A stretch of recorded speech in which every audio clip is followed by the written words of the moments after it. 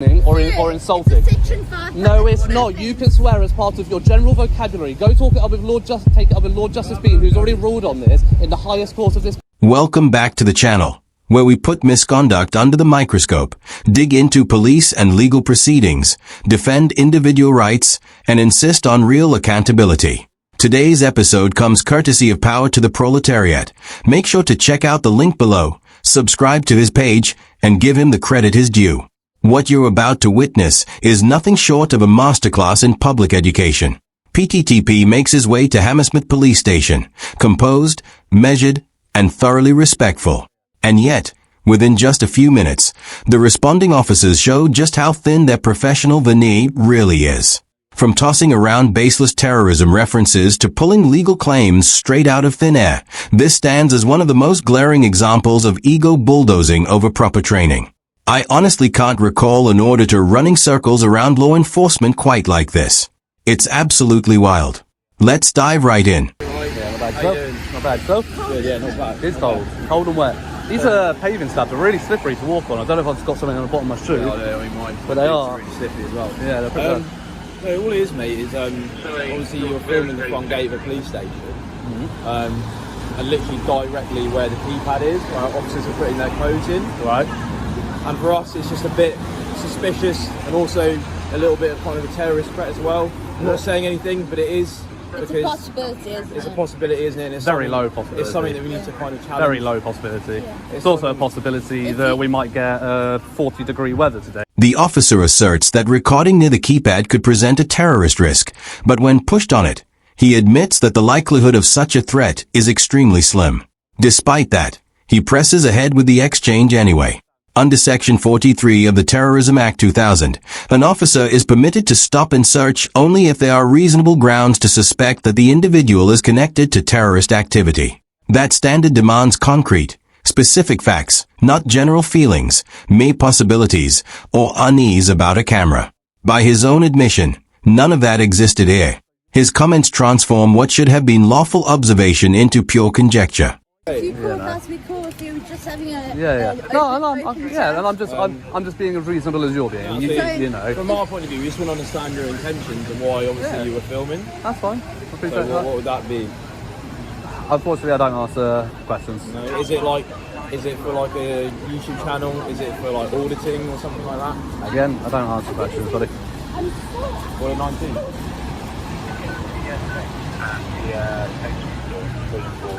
We'll come back to them. Well, if I come back to you, just got a mail to So obviously in this climate...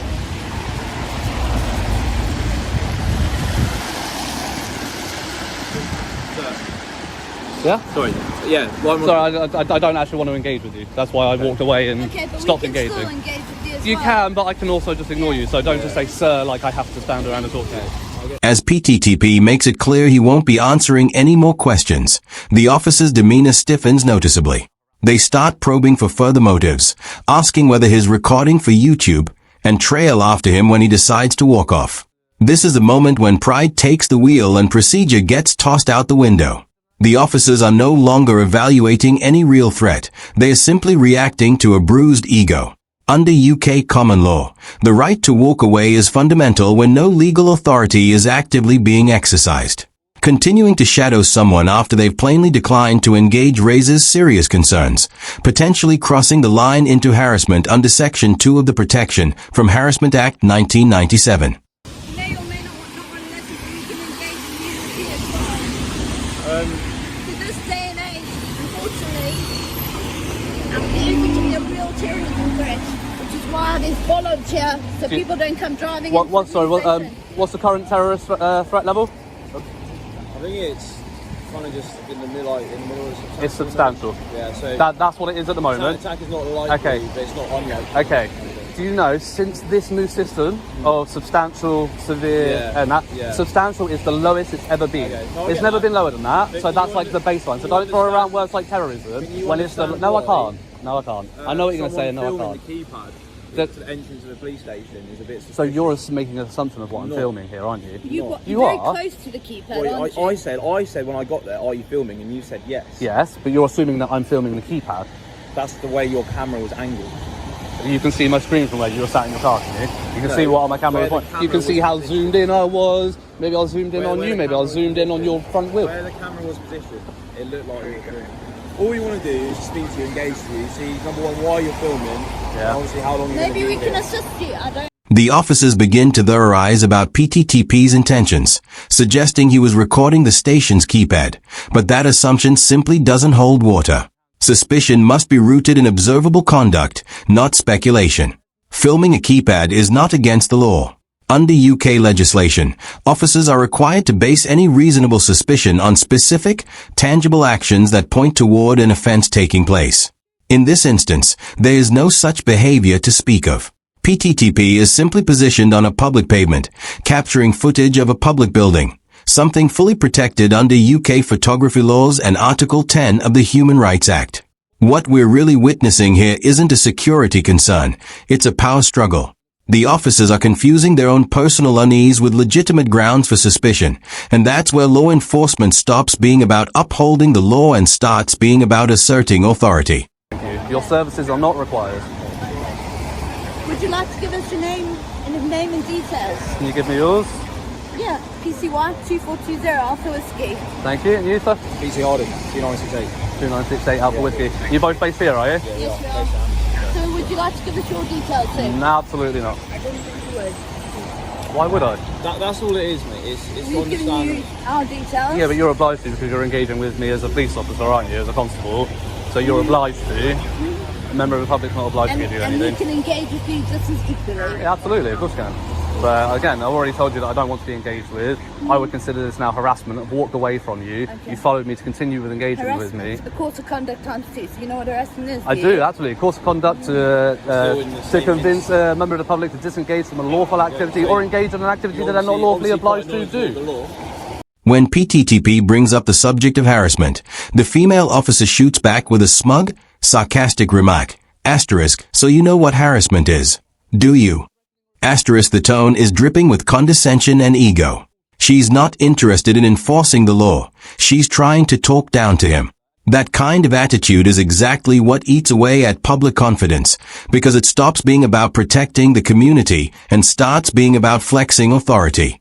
I really hope everyone watching this right now feels some frustration at her behavior, because this is precisely the kind of conduct that demands to be highlighted and challenged. On occasion, I told you I don't want to engage. You followed me. I did move away from you. You followed me to continue this conduct.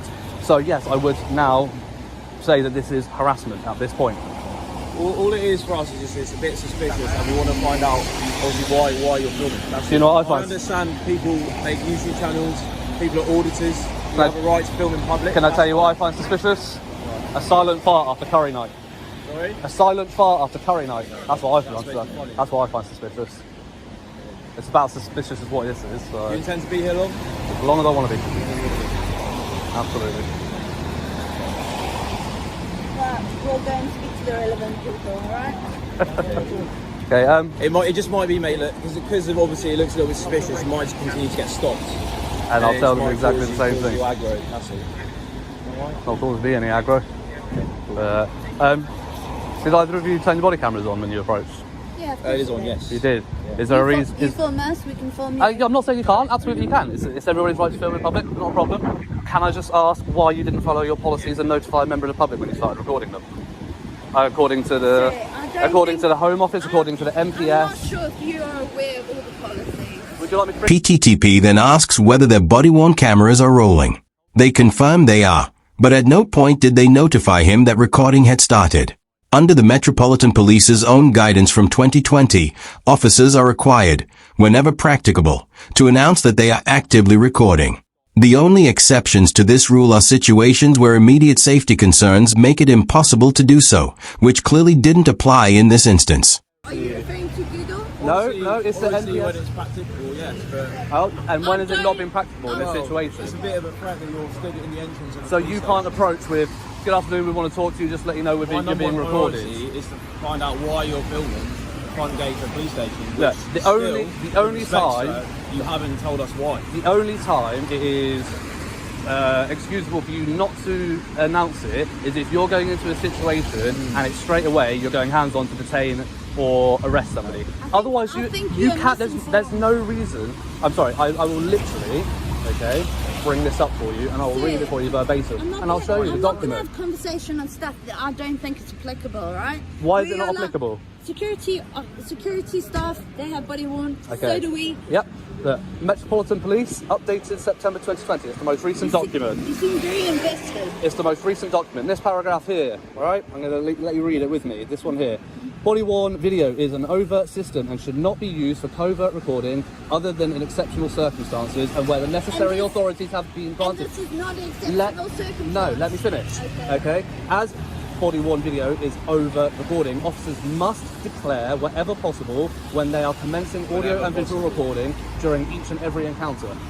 So again, because you haven't come out and you haven't grabbed me, you're not detaining me or arresting me, there is absolutely no reason, no excuse for not starting the conversation. You've said a lot of things during this conversation, and you're telling me not one of those things could have been, by the way, sir, you're being recorded. Not one of them. No, sir, whenever possible. Yes. And again, when was that not possible? We're just going to go around in circles, aren't we? Yeah, because your excuse is absolute bullshit, and you know it. Well, don't swear It's in only, public. it's only It's sec- not an offence.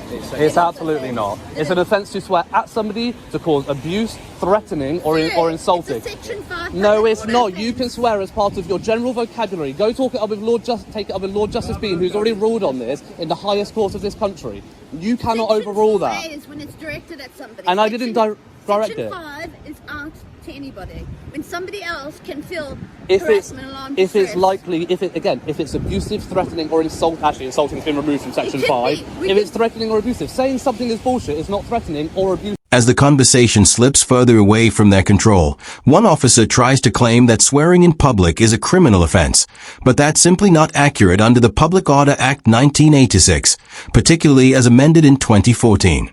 The word insulting was deliberately removed from Section 5, meaning that mild or non-abusive profanity no longer meets the legal threshold for prosecution. Only language that is threatening or abusive and intended to cause harassment, alarm, or distress can be pursued under the Act. Something is bullshit. That's part of your. That's part. No. That's part of your general vernacular, and it's been ruled on by the highest court of this country. So try another one. I will say everything's bullshit if everything is bullshit. Because everything is bullshit that's coming out of your mouth. I get the idea now. Yeah, you get it? I'm going to continue to say obviously, it. I get the idea of your intentions. Clearly, just trying to wind us up. No, you're winding me up by saying that I can't do something that I can do. When we What came have I out, said that you can't do? You just said I can't swear when I can. okay, when we've come out to talk to you, I think we've been very polite. We've just said, look, we've come to have a Yeah, a and I told you that I don't conversation. want to engage with you, and Not then you've continued to initially. harass me. Not initially. Not initially, but you agreed that I have told you that I don't want to engage with you, and then you followed me, and you have continued to engage Followed with you. me, and now you're saying that I can't do something that I'm legally entitled to do, and you're trying to say that it's an offence when it's not. We can also talk to people. We're not harassing you. We're having a conversation with you. And so if I walk up to somebody and they say they don't want to talk to me, then I follow them and try to talk to them again and repeat this behaviour, I wouldn't be arrested for harassment if they reported it? Of course I would. Right. Again, I will repeat, your services are not required. Please leave me alone. We've also got a duty to protect the public and our police building as well. You've also And got I a duty under your oath to uphold the rights of the people of this country, which is what I'm exercising right now, isn't it? No, let's just go and have Yeah, good idea. Just go. Yeah. Well, like I said, don't be, mate. Just go. Don't be surprised if you just get challenged and challenged Okay. and challenged. Just to let you know, as a heads up, you will be getting IOPC complaints for your body worn video because you're obviously not aware and you refuse to acknowledge the fact that you need to notify. Take care, mate. All right. Goodbye. After repeatedly refusing to back off, PTTP makes it clear to them that their actions are crossing into harassment territory. But rather than pausing to reconsider, the officers simply retreat to the yard without so much as a word of acknowledgement or an apology. That quiet exit says more than any excuse ever could. Once the thin veil of legal justification falls away, authority without a solid foundation has nowhere left to stand. That wraps up today's episode. If you enjoyed the video, don't forget to hit like, drop a comment, and subscribe. It genuinely makes a difference in helping me keep up this independent coverage. And be sure to check out PTTP's channel, linked right in the description. Go show him some support. Thanks for watching. This has been my channel, and I'll catch you in the next one.